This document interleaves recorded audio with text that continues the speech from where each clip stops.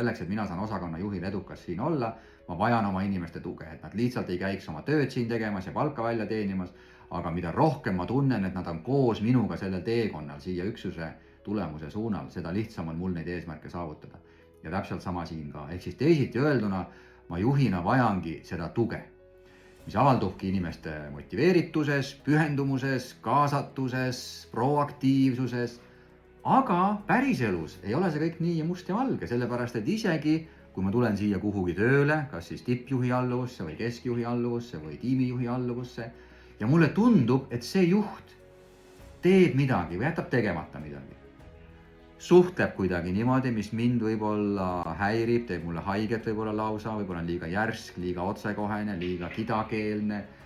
Ehk siis on mingisugused, kas siis tema isiksuse omadused, tema juhtimisstiil, mingisugused aspektid, mis muudab ta minu jaoks professionaalses mõttes ebasümpaatseks.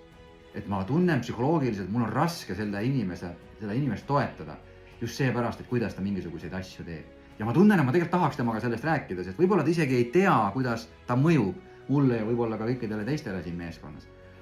Aga proovides ka neid asju kuidagi adresseerida, rääkida, olgu see arenguvestlus või kuskil koosolekul, ma näen, et ta hakkab kaitsesse minema.